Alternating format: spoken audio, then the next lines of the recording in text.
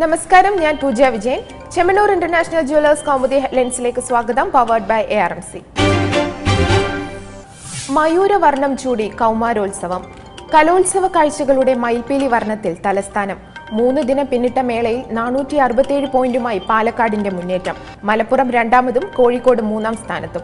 പുത്തരിക്കണ്ടത്തെ പ്രധാന വേദിയിൽ ഇന്നലെ രാത്രി ആരംഭിച്ച കുച്ചിപ്പുടി മത്സരത്തിന് തിരശീല താഴ്ന്നത് പുലർച്ചെ 4:30. നൃത്തചാരുതയുടെയും പ്രതിഭാവിലാസത്തിന്റെയും കൗതുകം പകർന്ന് 19 വേദികളും സജീവം.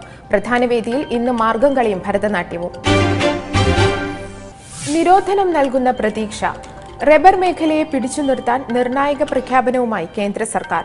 സ്വാഭാവിക റബ്ബറിന്റെ ഇറക്കുമതി മാർച്ച് 31 വരെ നിരോധിച്ചു.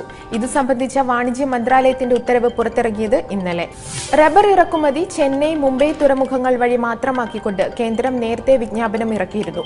പുതിയ തീരുമാനം റബ്ബർ വിലയിടിവിനെ പിടിച്ചു നിർത്തുമെന്ന് പ്രതീക്ഷ.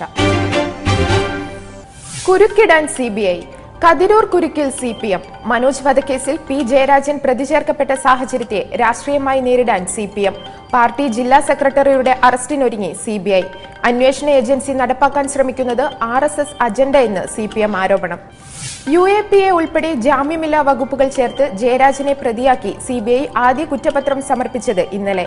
അറസ്റ്റ് സൃഷ്ടിച്ചേക്കാവുന്ന ക്രമസമാധാന പ്രശ്നങ്ങൾ സംബന്ധിച്ച് ജില്ലാ പോലീസ് മേധാവിയുമായി CBI ചർച്ച. ജയരാജൻ 25-ാം പ്രതിയായ കേസിൽ അന്വേഷണ സംഘം ഇതുവരെ അറസ്റ്റ് ചെയ്തത് പാർട്ടി ഏരിയ സെക്രട്ടറിയും ബ്രാഞ്ച് സെക്രട്ടറിയും ഉൾപ്പെടെ 24 പേരെ. കൊല്ലപ്പെട്ട RSS നേതാവിനോട് ജയരാജന് രാഷ്ട്രീയവും വ്യക്തിപരവുമായ വൈരാഗ്യം ഉണ്ടായിരുന്നതായി CBI. കേസിൽ പ്രതി ചേർക്കപ്പെട്ടതോടെ തലശ്ശേരി കോടതിയിൽ ജയരാജൻ ഇന്ന് വീണ്ടും മുൻകൂർ ജാമ്യാപേക്ഷ നൽകും. നെഞ്ചുവേദനയെ തുടർന്ന് AKG ആശുപത്രിയിൽ പ്രവേശിപ്പിക്കപ്പെട്ട ജയരാജന് 3 ആഴ്ചത്തെ പരിപൂർണ വിശ്രമം. രാജ്യം കാക്കുന്ന നിലപാട്. ഹൈദരാബാദ് കേന്ദ്ര സർവകലാശാലയിൽ ദളിത് വിദ്യാർത്ഥിയുടെ ആത്മഹത്യയിലേക്ക് നയിച്ച സാഹചര്യങ്ങളെക്കുറിച്ച് പ്രധാനമന്ത്രി ഇന്ന് നിലപാട് വ്യക്തമാക്കും. അതേസമയം സംഭവത്തിൽ പ്രതിഷേധിച്ച് ക്യാമ്പസിൽ വിദ്യാർത്ഥികൾ നടത്തുന്ന സമരം രൂക്ഷം. ആത്മഹത്യ ചെയ്ത രോഹിത് വെമുലയ്ക്കൊപ്പം നേരത്തെ പുറത്താക്കപ്പെട്ട 4 ദളിത് വിദ്യാർത്ഥികളുടെ സസ്പെൻഷൻ റദ്ദാക്കിയത് ഇന്നലെ.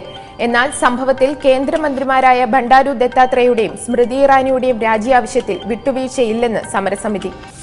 എരിതീയിൽ എണ്ണയൊഴിച്ച് മന്ത്രി സ്മൃതി ഇറാനി നടത്തിയ പ്രസ്താവനയിൽ വ്യാപക പ്രതിഷേധം. രോഹിതിനെ പുറത്താക്കിയത് ദളിത് അധ്യാപകൻ അധ്യക്ഷനായ ഭരണസമിതി എന്നായിരുന്നു സ്മൃതിയുടെ പരാമർശം. മന്ത്രി പറഞ്ഞത് പച്ചക്കള്ളമെന്ന് അധ്യാപക ഫോറം. ദുരൂഹതയുടെ മറ നീങ്ങുമ്പോൾ. നേതാജി സുഭാഷ് ചന്ദ്രബോസിന്റെ തിരോധാനവുമായി ബന്ധപ്പെട്ട രഹസ്യ ഫയലുകൾ നാളെ പുറത്തുവിടുമെന്ന് കേന്ദ്ര സർക്കാർ. ഡൽഹി നാഷണൽ ആർക്കൈവ്സിൽ നടക്കുന്ന ചടങ്ങിൽ നേതാജിയുടെ കുടുംബാംഗങ്ങൾക്ക് പ്രത്യേക ക്ഷണം. അതേസമയം നേതാജിയുടെ തിരോധാനവുമായി ബന്ധപ്പെട്ട കൂടുതൽ തെളിവുകളുമായി വീണ്ടും ബ്രിട്ടീഷ് സർക്കാർ.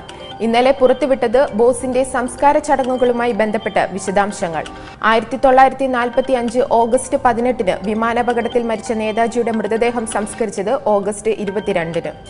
നേതാജി മരിച്ചത് വിമാനാപകടത്തിൽ തന്നെയെന്ന് തെളിയിക്കുന്ന വിവരങ്ങൾ നേരത്തെയും British വെബ്സൈറ്റായ boss files പുറത്തുവിട്ടിരുന്നു.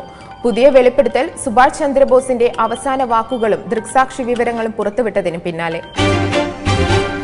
Chemmanur international jewellers Kaumudi headlines powered by ARMC സമാപിക്കുന്നു. അടുത്ത ഹെഡ്ലൈൻസ് 1 മണിക്കൂറിന് ശേഷം. നമസ്കാരം.